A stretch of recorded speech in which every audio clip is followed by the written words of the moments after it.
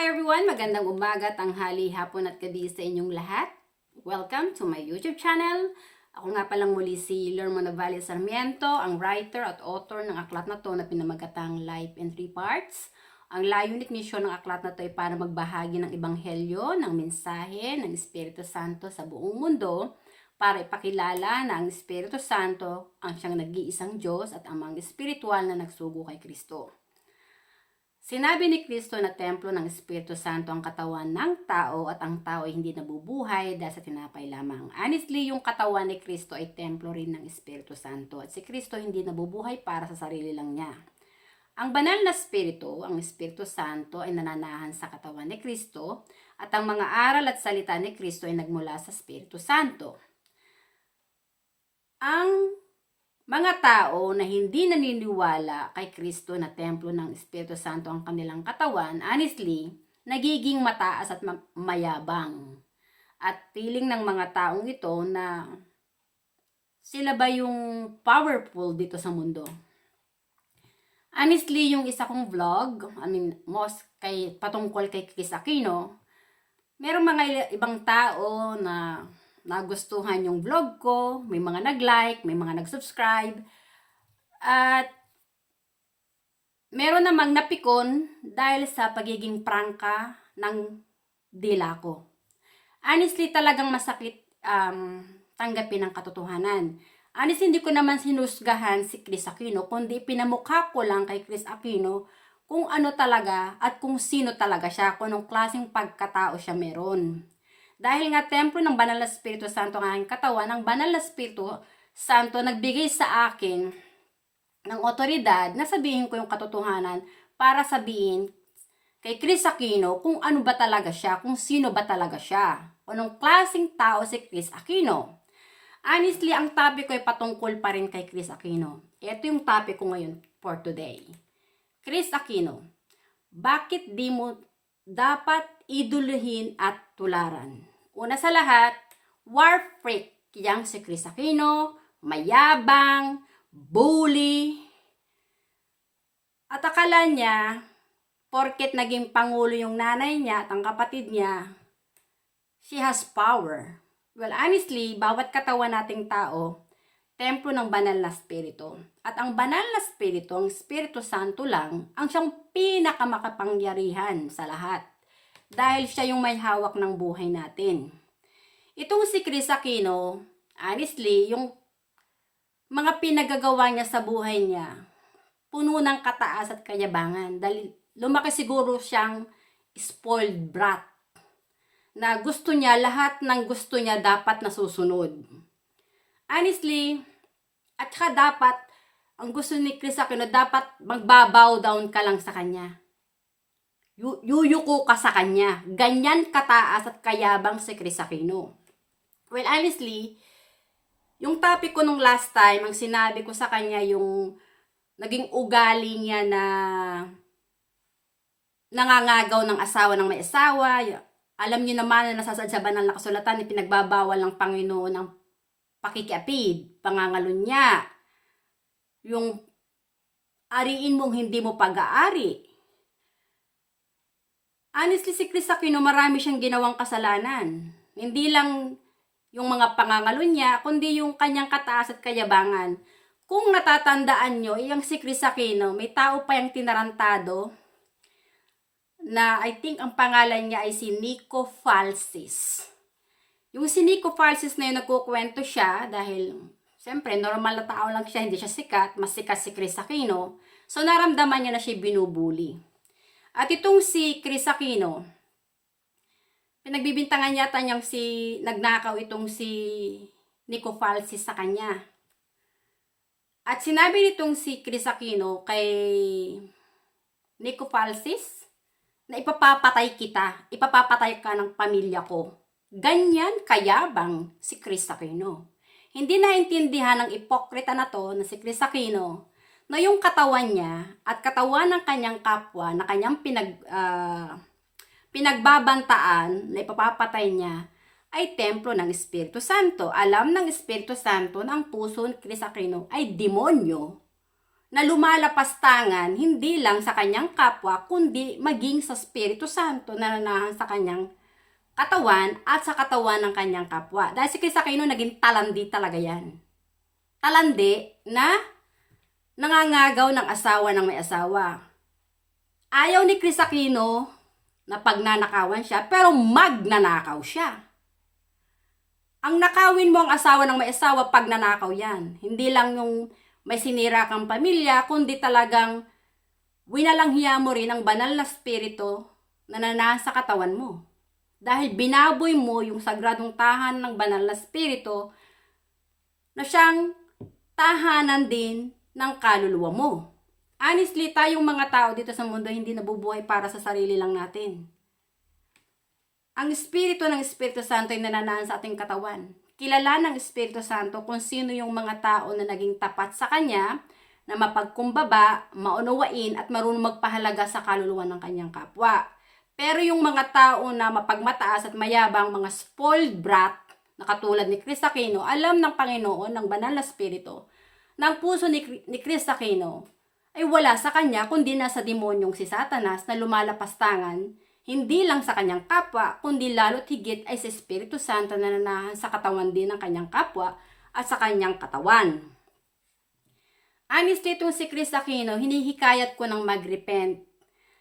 Yung kanyang mga tagasunod, yung mga fans niya, alam ko yung iba na pikon at nairita sa akin sa pagkasabi ko ng katotohanan. Well, honestly, ang mission ko ay hindi para pasakitan si Chris Aquino, kundi para ipamukha sa pagmumukha ni Chris Aquino kung sino ba talaga siya. Anong klaseng kaluluwa siya meron. Kaso, yung mga taong ipokrita, dahil hindi naman nila tinanggap din kay Kristo yung katotohanan na templo ng Espiritu Santo ang kanilang katawan, ang tingin ng mga ulupong na to, ang Espiritu Santo na lang sa akin, ay masama. Pero hindi naintindihan ng mga ulupong na to nang may hawak ng buhay nila yung Espiritu Santo rin. Ako ay naging tagapagsalita lang ng Espiritu Santo. Ang mission ko dito sa lupa ay hulihin ang kaluluwa ng mga taong naliligaw ng landas na mag-repent na sila.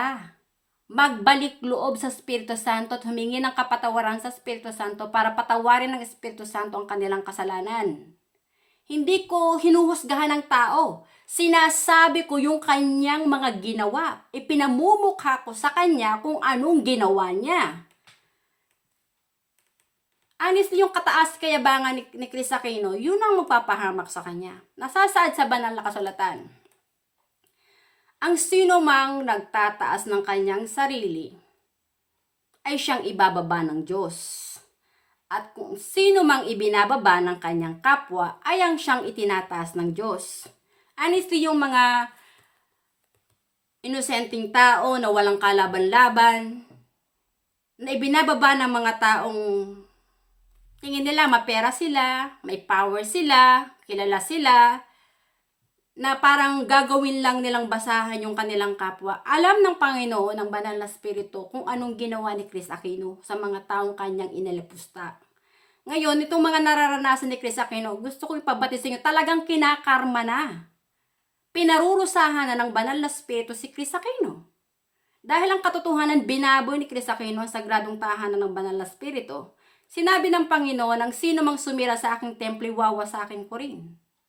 Which is yan ang nangyayari ngayon kay Chris Aquino.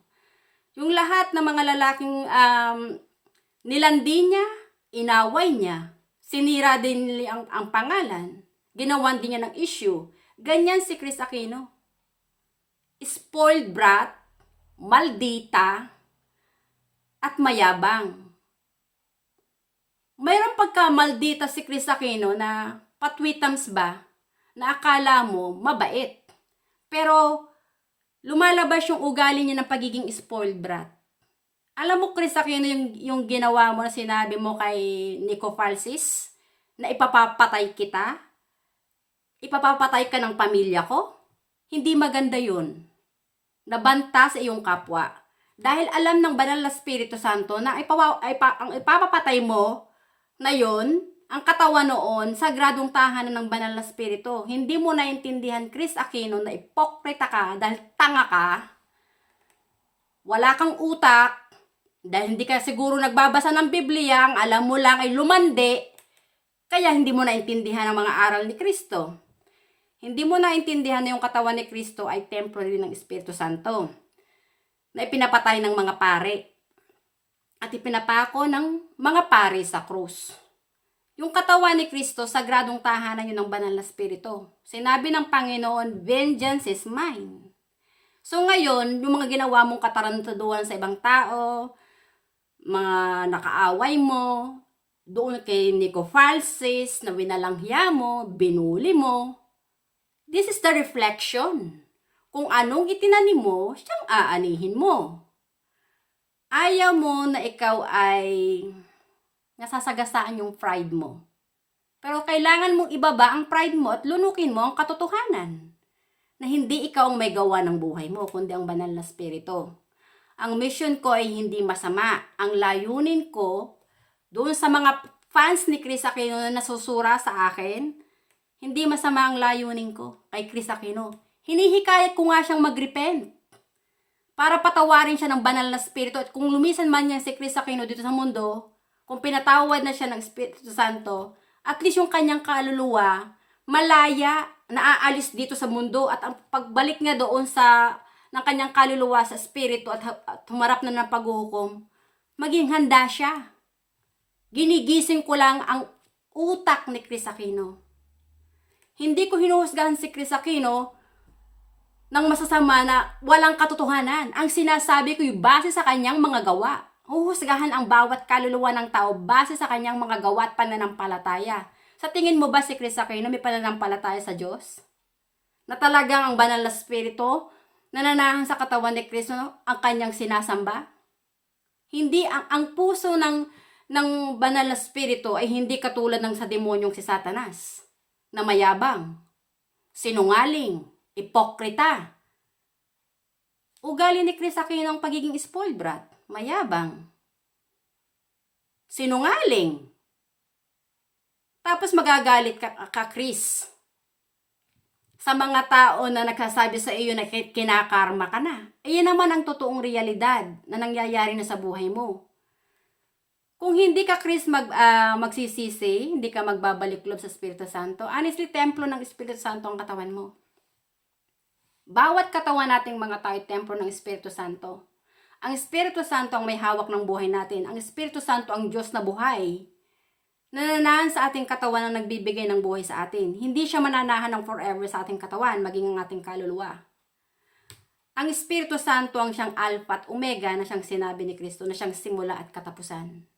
Ang buhay natin dito sa mundo ay pansamantala lang. Sa oras na umalis na ang Espiritu ng Espiritu Santo sa ating katawan kasama ang ating kaluluwa, mamamatay tayong mga tao dito sa mundo. Pero yung ating kaluluwa, babalik yun sa Espiritu. Kung ang kaluluwa mo ay naging tampalasan, bastos, lumalapastangan sa Espiritu Santo, yung kaluluwa mo, hindi yun makakapasok sa kaharian ng Diyos dahil sa mga kasalanan na ginawa mo sa Espiritu Santo na nasa katawan mo. Ito yung mission ko. Ang ipakilala ang banal na spirito na nasa ating katawan, na siya ring iisang spirito na nasa katawan ni Kristo, ang siyang totoong nag-iisang Diyos, na amang espiritual ng ating kaluluwa. Meron pang nag-comment doon sa aking video na sinabi, para daw, hindi daw ako maliligtas kung hindi daw ako magkumpisal sa pare. Sinagot ko yung yung comment ng gunggong na yon. Sabi ko, bakit? Nasasaad ba sa Ebanghelyo? Sinabi ba ni Kristo na kailangan mo magkumpisal sa pare? Honestly, binasa kong Biblia mula Genesis hanggang Revelation. Doon sa 4 na Ebanghelyo, kung saan nasa saad yung buhay ni Kristo at mga aral ni Kristo, wala si Kristong sinabi na magkumpisal ka sa pare. Ang sinabi ni Kristo, magrepent ka. Repent and sin no more. Kanino ka hihingi ng kapatawaran sa pare? Hindi mo ba alam na ang nagpapatay kay Kristo ay mga pare? Ang ating bansa, kaya sinakop ng mga Espanyol, gawa ng mga bulaang propeta ng Romano Katoliko na dumating sa ating bansa. Si Ferdinand Magellan na nagdala ng relihiyong Romano Katoliko sa ating bansa. Anong sinabi ni Kristo? Mag-ingat o huwag malinlang ng mga bulaang propeta, sapagkat marami ang gagamit ng aking pangalan, ngunit ang puso nila ay sa halimaw, at marami silang ililigaw ng landas. Sa banal na kasulatan, dahil binasa ko ang Biblia, ipinagbabawal ng Panginoon ang sumamba ka sa ribolto, santo-santuan at Diyos-Diyosan. Sinabi ng Panginoon, huwag kang gagawa ng ribolto na inukit sa bato, inukit sa kahoy, na siyang sasambahin mo sa iyong lupain. Ako si Yahweh ang Diyos mo. Ang Espiritu Santo lang ang siyang Diyos na may gawa ng ating katawan at kaluluwa, hindi yung mga ribolto, santo-santuan at Diyos-Diyosan. Sa banal na kasulatan, ipinagbabawal din ng Panginoon na tawagin mo ang sino mang tao dito sa mundo na siyang iyong amang espiritual, dahil iisa lang ang amang espiritual, at yun ay yung ama mong nasa langit. Nasasaad yun sa talata ng Matthew 23, chapter 23, verse 9. Do not call anyone father here on earth, for there is only one Father and He's in heaven. Yung mga pari dito sa mundo, ano ba ang tawag nila sa kanilang sarili? Di ba iniidolo nila ang sarili nila? Tawagin silang father sa kanilang parokya at sa komunidad. Honestly, dati akong Katoliko. Naging Katoliko ko dahil alam ko na si Ferdinand Magellan ang nagdala ng relihiyon sa ating bansa. So, inadapt na yan ng mga ninuno natin dahil pilit tayong tinuruan ng mga Espanyol na sumamba sa mga ribolto, santo-santuan at Diyos-Diyosan. Hindi, ang katuruan ni Kristo, kung babasahin mo ang Biblia at ang katuruan ng Romano Katoliko, malaki ang pagkakaiba. Kay Kristo ang tinataas niyang pangalan ng Espiritu Santo. Diyan sa Romano Katoliko, ang iniidolo nila na kanilang Holy Father, yung Papa nila sa Roma. Ay, yung Papa nila sa Roma, tao lang yung katulad natin. Yung Papa sa Roma, yung mga pare, honestly, wala silang power over sa atin. Dahil tayo, katulad din lang nila, ang kanilang katawan ay templo ng Espiritu Santo. Ang Espiritu Santo nagbibigay ng buhay sa mga pare at sa ating mga normal na tao. Ang mga pari, mga bulaang propeta, mga kampo ng kadiliman. Kaya nga tayo sinakop ng mga Espanyol gawa ng mga pare. Tapos iiduluhin mo yung pare? Yung mga taong umiidolo sa mga pare, hindi nila nakikita ang katotohanan sa mga aral ni Kristo. Na ang Espiritu ng Espiritu Santo ang nagbibigay ng buhay sa sarili nila at hindi yung mga pare. Tinanong ko yung pare, sabi ko, sino yung ama ni Kristo? Hindi niya masagot, ang sabi niya ang ama. Sabi ko, alam ko ang ama ni Kristo ay Espiritu. Sino yung Espiritu na yon? Hindi rin masagot ng pare. Ako, kilala ko kung sino ang aking ama. Tapos sinabi sa akin nung paring ulupong din. Kasi dito ako nagkisimba sa Oval, dito sa London, sa Scalabrini, sa Brixton Road. Diyan ako matagal na naging lagi ako nagsisimba dyan. Pero dyan ko nakita yung baho ng mga gawa ng mga pare at yung mga katuruan. Nung binasa ko ang Biblia at ang katuruan dyan sa Romano Katoliko, malaking pagkakaiba. Sinabi ni Kristo, there is power once the Holy Spirit comes upon you. Honestly, nung tinanggap ko ang banal na Espiritu, naging matapang ako. Dahil alam ko na ang Espiritu Santo nagbibigay ng buhay sa akin. Siya yung Diyos na sinasamba ko. Siya yung amang espiritual ng kaluluwa ko. Hindi yung mga pare. Ang sabi nung isang pare na tinanong ko, Giovanni ang pangalan nun. Sabi ba naman niya sa akin, bakit ko raw tinatawag na tatay ang aking ama? Hindi naiintindihan ng ulupong na yon na ang ama ko dito sa lupa ay siyang naging asawa ng aking ina. Na naging kaisang katawan ng aking ina para mabuo ko sa sinapupunan ng aking ina. Ang aking ama dito sa lupa ang nagbigay ng apelyido at pangalan ko, kaya ako naririto sa mundo. Ang Espiritu Santo ang nagbigay ng buhay sa akin. Dahil yung katawan ng aking ama at ina, templo rin niya ng Espiritu Santo. Pinag-isang katawan ng Espiritu Santo ang aking ina at ama para mabuo ko sa sinapupunan ng aking ina. Kaya ang Espiritu Santo lang ang sinasamba kong amang espiritual at ang ama kong nagbigay ng pangalan ko, ang kinikilala kong ama ko sa laman. Pero yung mga pare, anong connection ng mga pare sa akin? Bakit ko siya tatawaging father? Ang mga pare, honestly, hindi ko naman siya kilala. Hindi nga rin niya ako kilala eh. Kung tatanungin ko kung kilala mo ako, hindi naman niya talaga masasabi kung sino ako eh. Honestly, ang totoong nakakakilala sa ating sarili ay ang Espiritu Santo na lumikha sa atin, na siyang nananahan sa ating katawan. Dahil siya yung may gawa ng buhay natin eh. Hindi yung mga pare. Ang mga pare, mga ulupong. Mga kampo ni Satanas na lumalapas tanga sa banal na espiritu na tinataas nila ang sarili nila silang tawaging spiritual father dito sa lupa. Pero mga tao lang ang mga yun. Ang mga pare, mga Illuminati yan, ang mga yan. Mga oligarko na nanliling lang ng kaluluwa ng kapwa nila para silang yung idolohin at tawaging father. Pero ito ang katotohanan. Kay Kristo mo lang talaga makikita ang katotohanan. Si Kristo lang talaga ang daan, buhay, liwanag at katotohanan para makilala mo kung sino ba talaga ikaw at kung sino ba talaga ang iyong amang espiritual. Dahil si Kristo bugtong na anak ng banal na espiritu. Ang Espiritu Santo na lumukob kay Birheng Maria ay ang totoong ama ni Kristo.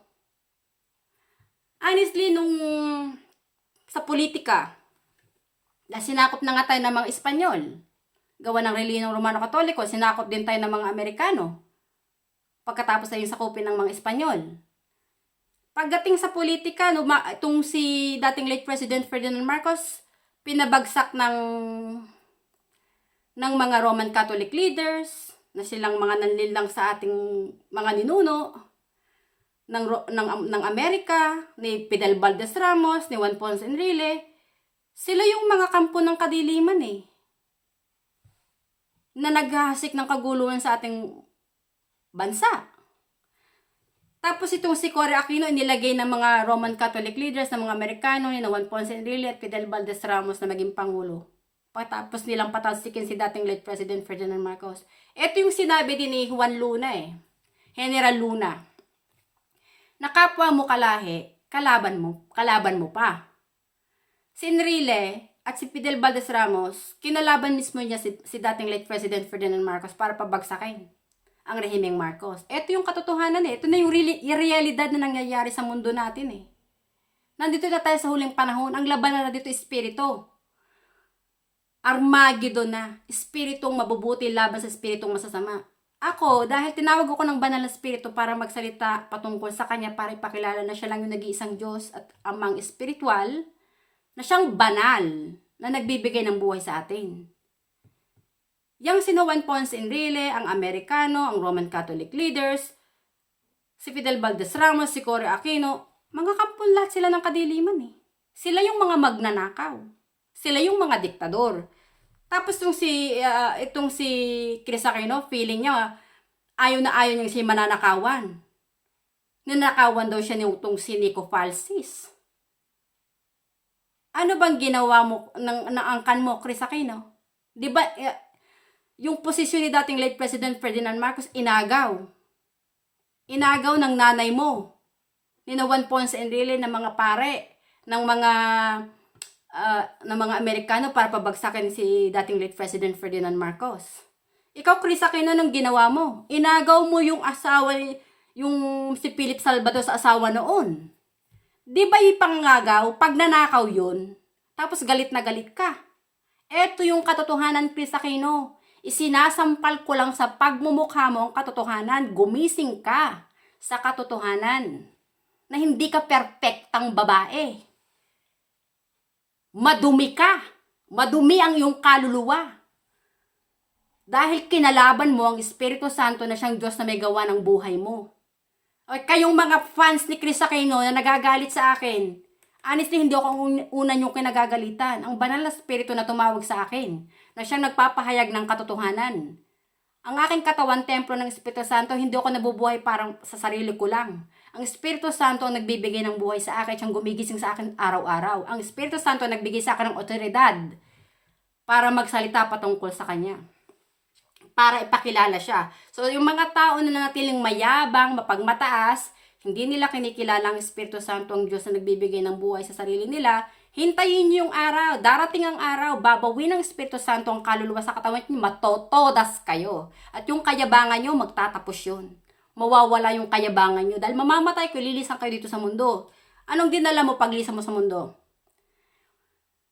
Yung pagiging ipokrita mo? Pagiging mayabang mo sa banal na spirito? Pag humarap naman ang kaluluwa mo sa banal na spirito para humarap sa paghuhukom, sa tingin mo, patatawarin ka ng banal na spirito kung naging demonya ka? Suwail ang kaluluwa mo sa Espiritu Santo? Hindi ka patatawarin ng Espiritu Santo. Honestly, narito tayo sa huling panahon. Yung sinasabi ni Kristo kung anong magaganap bago pa man dumating ang katapusan, sinabi ni Kristo na magkakaroon ng labanan ng bawat bansa. Bawat kaharian, magkakaroon ng lindol, magkakaroon ng mga kaguluhan, magkakaroon ng sakuna, magkakaroon ng mga peste, magkakaroon ng taggutom, magsusulputan niyang mga bulaang propeta. Narito na tayo. Nariyan yung mga tao, mas iibigin nila ang sarili nila at ang pera kaysa sa banal na spirito. Marami kayong mga bakla at tomboy na nagmamataas at lumalapas tangan sa Espiritu Santo na mas pinili lang, inibig nila ang sarili nila at ang pera. Tulad ni Vice Ganda. Lalaki siyang nilikha ng Espiritu Santo eh. Hindi naman siya babae. Tapos sabi ni Vice Ganda, maganda raw siya. Rito okay, ganda yun. Fake na ganda yun. Pag yun ay nagsulat sa dokumento, di ba ang nilalagay niya dyan, male, hindi naman female? Tapos yung si Vice Ganda, napikon din. Doon sa kanyang showtime. Nung minsan, merong isang contestant doon na tinawag siyang sir. Nagwala-wala pa siya. Hindi mo ba nakikita ang suot ko? Ganang-ganang pa siya. Pero hindi mo kaya linlangin yung alam ng tao na yon na ang katawan mo talagang lalaki. Hindi ka babae. Honestly, yung si Vice Ganda, si Chris Aquino, hindi sila magandang tularan at iduluhin. Dahil kinakalaban nila ang banal na spirito. Yung mga umiidolo sa mga taong gumagawa ng masama laban sa banal na spirito, honestly, mga antikristo kayo na lumalapas tangan sa banal na spirito. Mas pinapanigan niyo yung mali kaysa sa tama. Honestly, gumising na kayo. Dahil ang may hawak din ng buhay niyo, yung banal na spirito. Tayong mga tao, hindi tayo nabubuhay para sa sarili lang natin. Kapag wala ng espiritu ang katawan natin, todas na tayo, hindi na tayo iiral dito sa mundo. Kaya hanggat narito tayo sa lupa, maging kaisa tayo ni Kristo. Na sumamba, sumampalataya, umibig at paglingkuran lang yung banal na spirito. Hikayatin natin ang kapwa natin na magsisi na, magbalik loob sa banal na spirito. Para patawarin ng banal na spirito ang kanilang kasalanan. At nung yung kasalanan ay malupig na dito sa mundo. At pag nalupig na yung kasalanan dito sa mundo, babaguhin ng banal na spirito itong ating mundo. Yung puno ng kaguluhan dito sa mundo, magtatapos yan. Dahil nalupig mo na yung kasalanan eh. Ang kasalanan, kamatayan.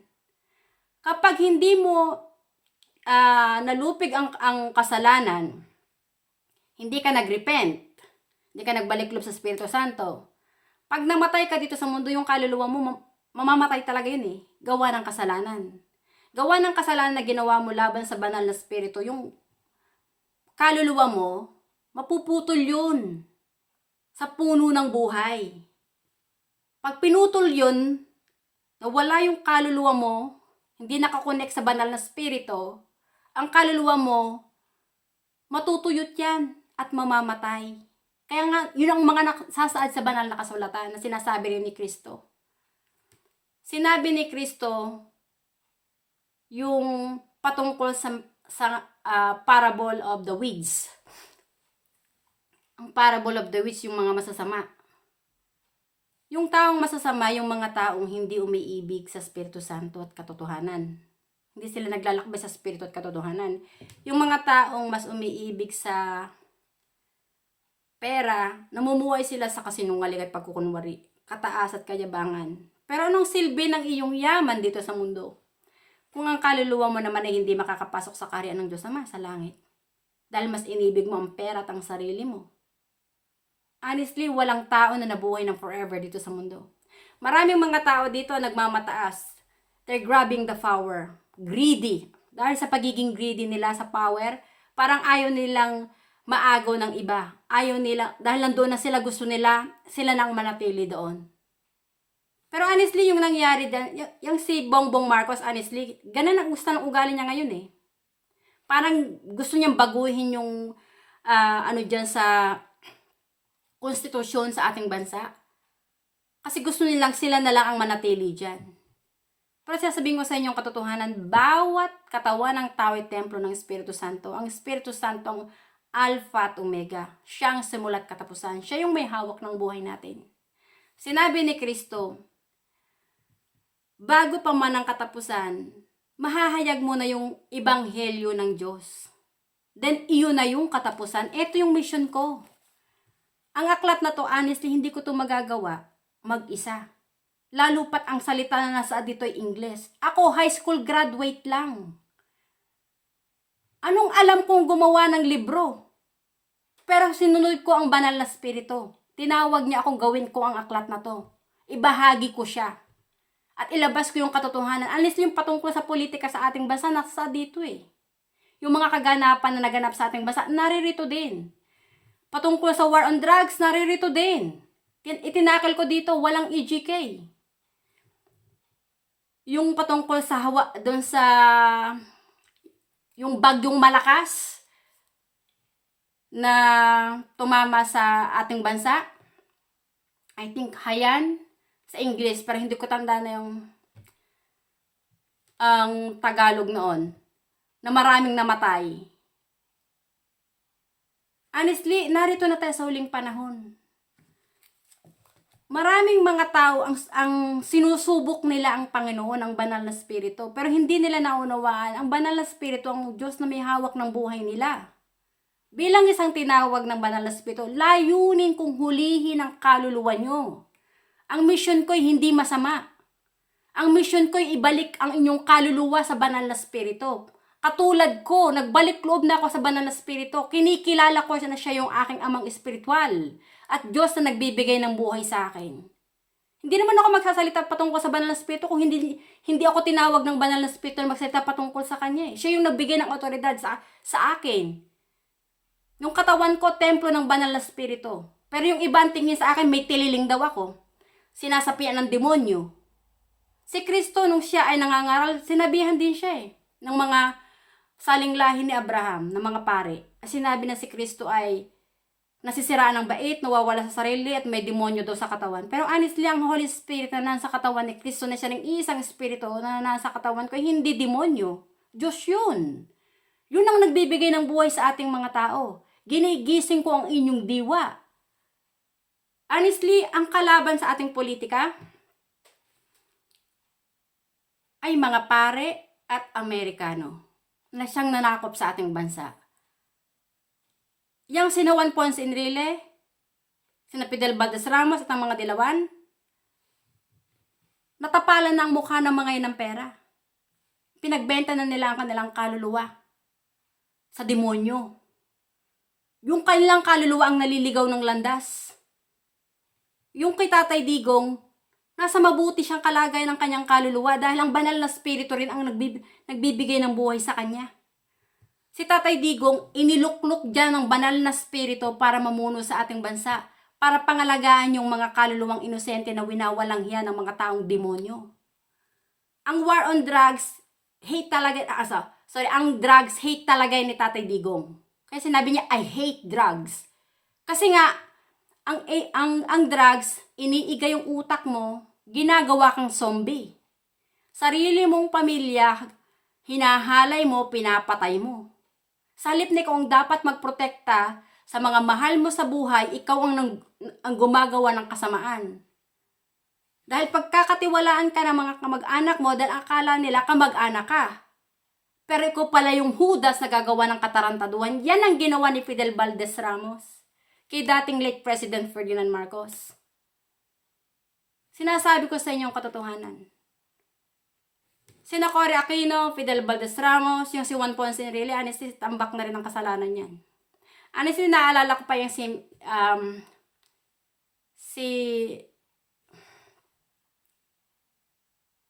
late Senator Miriam Defensor Santiago. napanood ko tong video din nito ni late Senator Miriam Defensor Santiago. Galit na galit siya kay Juan Ponce Enrile. Sa sinasabi ni late Senator Miriam Defensor Santiago kay Enrile na bakit daw ang ating bansa hindi mawala-wala sa listahan ng the most corrupt country? Eh paano si Juan Ponce Enrile mismo ang pinakamalaking ahas na hudas na nagtraidor kay dating late President Ferdinand Marcos, ang siyang numero unong corrupt na nagnakaw sa yaman ng ating bansa? Tapos sasabihin itong sina Juan Ponce Enrile na diktador at magnanakaw si dating late President Ferdinand Marcos? Roman Catholic leaders nga ang nanlilang sa ating mga ninuno eh. Kaya ninakaw ng mga Espanyol ang ating lupa. Tapos ninakaw din ng mga Amerikano, inalipin ang mga tao sa ating bansa. Tapos itong mga dilawan, kamping-kampi doon sa mga demonyong nanakop sa ating bansa. So anong tingin nyo sa mga dilawan? Kayong mga dilawan, anong tingin nyo sa sarili nyo? Ikaw, Chris Aquino, anong tingin mo sa sarili mo? Banal kayo? Mag-repent na kayong mga ulupong. Bilang na rin ang araw nyo. Dito sa mundo, walang taong nabuhay ng forever. Bawat kaluluwa natin, spirito yun na nagmula sa banal na spirito. Babalik yun sa banal na spirito para hukuman. Kilala ng Espiritu Santo kung sino ang kanyang mga anak na naging tapat, umiibig sa kanya. Kilala ng banal na Espiritu Santo kung sino yung mga suwailang kaluluwa sa kanya na naging kaisa ng demonyong si Satanas na lumalapastangan sa kanya. Honestly, dahil templo ng banal na Espiritu Santo ang katawan, ang Espiritu Santo nagsasabi ng katotohanan. Kung sino yung mga demonyo at kung sino yung mabubuti. Dito sa aklat na to, narito yung pangalan ni Tatay Digong at ni dating late President Ferdinand Marcos. Pangalan ni Leni Robredo, ni Juan Ponce Enrile, Fidel Valdez Ramos, ni Cory Aquino. Yung si Tatay Digong at saka si late President Ferdinand Marcos, mabubuting leader yun. Yang si Leni Robredo, Fidel Valdez Ramos, Juan Ponce Enrile, Cory Aquino, mga demonyo silang leader. Na ipinahayag ko dito sa aklat na to. Ipakita ko sa inyo ang katotohanan talaga na narito yung pangalan ni Juan Ponce Enrile. Ayan no, Juan Ponce Enrile, Fidel Valdez Ramos, President Ferdinand Marcos, pangalan ni Cory Aquino, pangalan ni Tatay Digong, President Rodrigo Duterte, pangalan ni Leni Robredo. Itong aklat na to, nasasaad dito, Filosofia, Teorya, at saka yung paglilinang sa buhay espiritual. Hindi malilinang ng mga pare ang inyong buhay espiritual kung hindi nyo tatanggapin ang Espiritu Santo kay Kristo. Na yung katawan ni Kristo, templo ng Espiritu Santo, at yung katawan nating tao ay templo ng Espiritu Santo. Hanggat hindi mo tinatanggap ang Espiritu Santo, ang iyong amang espiritual, ang kaluluwa mo'y nasa kadiliman. Yang mga pare, hindi yan mga banal. Mga ulupong yan. Maraming ang mga pare, pedophilia, bakla, rapist, na binababo yung sagradong tahanan ng kanilang kapwa dahil uhaw at gutom sila sa tawag ng kamunduhan at kalaswaan. Tapos sasabihin pa ng iba, magkumpisal daw sa pare. Magkukumpisal ka sa pare, mas demonyo pa pala sa'yo? Bakit ka magkukumpisal sa pare? Tao lang yun. Sino ba ang pare? Tingin mo ang pare ang magliligtas sa kaluluwa mo? Maliwanag na sinabi ni Kristo na siya lang ang daan, buhay, liwanag at katotohanan. Honestly, si Kristo lang talaga ang daan. Dahil kay Kristo mo lang tatanggapin ang Espiritu Santo na siyang magpapabago sa buhay mo. Ang Espiritu Santo ang babago sa buhay mo. At ang Espiritu Santo ang tutulong sa'yo para ma-born again yung kaluluwa mo. Kasama si Kristo. Si Kristo ang kanyang bugtong na anak.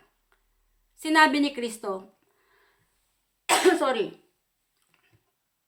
anyone who will believe in me will not perish. Honestly, yung mga tao na maniniwala kay Kristo at sasampalataya sa banal na espiritu, kahit mamatay sila dito sa lupa, ang kanilang kaluluwa mananatiling mananatiling buhay at kasama ni Kristo sa langit at kasama ng banal na espiritu na siyang amang espiritual, nag-iisang Diyos na amang espiritual ng kaluluwa nating mga tao. Hinihikayat ko kayong lahat na tanggapin niyo ang katotohanan sa mga aral ni Kristo na templo ng Espiritu Santo ang katawan niyo. At ibigin niyo ang Espiritu Santo ng higit sa lahat. Dahil ang Espiritu Santo na nasa katawan nating mga taong nag-iisang Diyos na siyang may gawa ng buhay nating mga tao. Yang mga ribolto, santo-santuhan, Diyos-Diyosan, wala yang kakayahang magbigay ng buhay at lumikha ng buhay. Nilikha nga lang yan ang kamay ng tao eh. Ang tao nilikha ng Espiritu Santo. Ang nagbibigay ng buhay sa ating mga tao ang Espiritu Santo. Hindi yung mga nilikha ng mga tao na inukot sa ribolto. Hindi yung mga santo-santuhan. Lalong hindi yung Papa ng Romano Katoliko. Lalong hindi ang mga pare. Dahil mga pare naman, hindi naman talaga naging kaisa ni Kristo. Na ang Espiritu Santo ang sinasamba nila. Kundi ang sinasamba ng mga pare ang sarili nila, iniidolo nila. Na sila yung tawaging spiritual father. Kaya nga ang tawag ng mga pare sa sarili nila gusto lang sila tinatawag na father. Narito na tayo sa uling panahon. Yung sinasabi ni Kristo na babalik ang kanyang ama, sinabi niya maging handa at gising. Dahil ang pagdating ng ama ay parang magnanakaw. Walang nakakaalam kundi tanging ang ama lang. Honestly, ang Espiritu Santo na sa katawan ni Kristo, na nanaan sa ating katawan, ay ang siyang totoong ama ni Kristo na siyang babalik na parang magnanakaw. Na siyang babawi sa ating buhay. Kaya tayo mamamatay. Ang Espiritu Santo rin na maghuhukom sa ating kaluluwa. Kung hindi ka pinatawad ng Espiritu Santo at hindi ka kinilala ng Espiritu Santo na anak niya, yun ang malaking pagkakamali mo. Dahil ang kaluluwa mo, hindi makakapasok sa langit. Sa impyerno ang bagsak noon. Yung mga kaluluwang suwail na lumalapastangan sa Espiritu Santo na naging kaisa ng demonyong si Satanas, honestly, walang puwang sa langit ang kaluluwa nila. Sa impyerno ang bagsak ng kaluluwa nila. Maraming salamat sa inyong pakikinig at hanggang sa muli. Bye! Thank you!